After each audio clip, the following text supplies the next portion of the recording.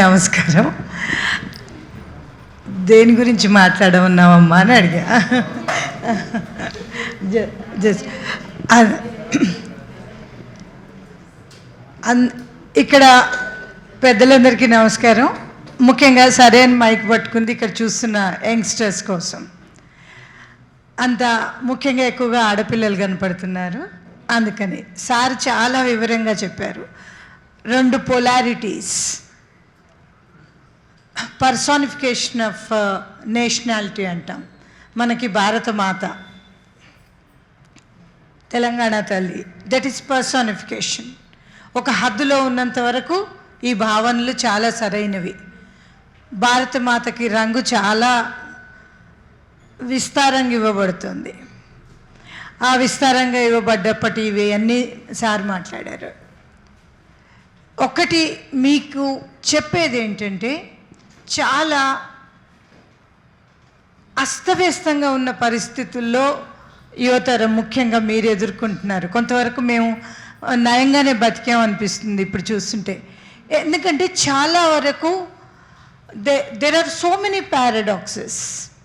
ఎన్ని వైరుధ్యాలు ఉన్నాయి మీ ముందు. మీరు ఉంటున్న ఇప్పటి సమాజం సరైందా? మీరు సోషల్ మీడియాలో చూస్తున్న సమాజం సరైందా? కార్పొరేట్లో ఉన్న బయట దేశాలకు వెళ్తున్న సమాజాలు సరైనయా?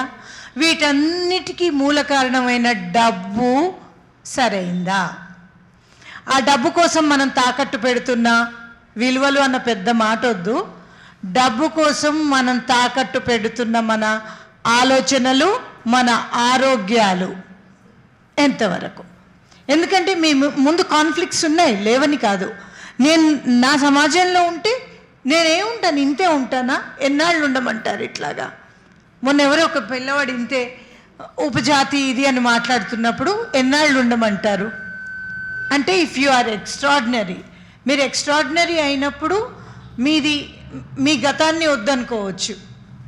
కానీ మీరు ఎక్స్ట్రాడినరీ కానప్పుడు ఏమవుతారయ్యా? హోటళ్ళల్లో వాచ్మెన్లు అవుతారా? ఏమవుతాం మనం? ముఖ్యంగా యువతరం ఆలోచించుకోవాల్సింది, మనం బతుకుతున్న ఇప్పటి కనిపించని శత్రువు, కనపడే డబ్బు, వీటితోని కొట్లాడుతున్నప్పుడు మనం ఎలాగుండాలి అన్నది చూసుకోవడానికి ఒక ఆలోచన విధానం, మనము బయట ఉన్న ఈ వైరుధ్యాలన్నీ వదులుకొని ఒక వ్యక్తిగా మనం ఎలా నిలబడగలము అన్నది చాలా అవసరమైన విషయం. అది మనం means you have to develop it inside you. నువ్వు ఏదైనా చదువుకో, ఏ కొలు నౌకరీ అన్నా చేసుకో, ఏదైనా కానీ ఎలా ఉండగలను అన్నది మనం నిర్ణయించుకోవాలి.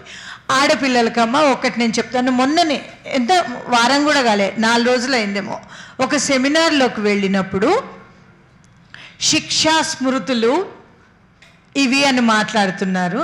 పాపం ఎవరో ఒక మగ మనిషి మంచిగానే మాట్లాడిండు. మనుస్మృతికి కాలం చెల్లిపోయింది, దాన్ని మనం విస్మృతి కిందికి వేద్దాము అన్నాడు.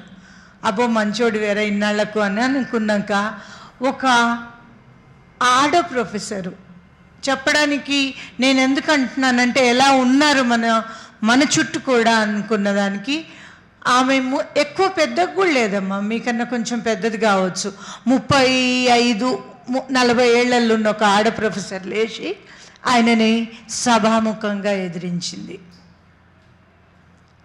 సభాముఖంగా మనుస్మృతిని మీరు ఇలా అనలేరు, ఆడవాళ్ళకి కట్టడీలు అవసరము అన్నది. అంటే నేను చెప్పేది ఎట్లాగా ఒక దిగజారిపోతున్న ఒక ఆలోచన విధానాలలో మీరందరూ ఎలా ఉన్నారు? ఏం కడతాం, ఏం ఉంటాం, పూలు పెడతామా, ఇవన్నీ కాదమ్మా. బుర్రలో ఎట్లాగా స్వతంత్రంగా ఆలోచించగలరు? అట్లా అని కుటుంబంతో కొట్లాడమన్న మెసేజ్లు కూడా కాదు. ఆమెతోని ఆ రోజు నేను అదే కొట్లాడి. మీరు ఒకసారి ఆలోచించుకోండి. వీటన్నిటికన్నా ముందుగా మన స్థానాన్ని మనని మనం ఎలాగా రక్షించుకోగలము? ఇప్పుడు వస్తున్న ఇంకొక ఏమిటంటారు ఉల్టా నది బేరయ్యాం.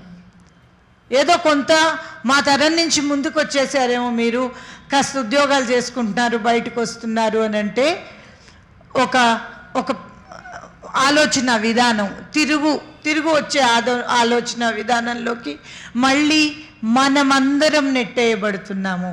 ఇప్పుడు నేను ఆకుపచ్చ బొట్టు పెట్టుకున్నట్టున్నా, ఆకుపచ్చ బొట్టు ఎందుకు పెట్టుకుంటున్నారు అన్న ప్రశ్నలు యూనివర్సిటీలలో, ఇవి మీ దగ్గర కాదు. తర్వాత ఏదో పిల్లలతోని పాట పాడించినందుకు, ఇప్పుడు సార్ మాట్లాడుతున్నంతసేపు నాకు అదే గుర్తుకొచ్చింది. ఎవరు రాసిండ్రో గుర్తుకు రాలే. మతం అన్నది నా కంటికి మత్సైతే, మతం వద్దు గీతం వద్దు మాయా మర్మం వద్దు, నారాయణ నారాయణ అల్లా అల్లా అని మాకు చిన్నప్పుడు బాలానందంలో పాడిద్దరు. అది పాడించినందుకు కాలేజీలో గొడవలైనాయండి. ఇది కూడా నెల రోజుల క్రితం ముచ్చట.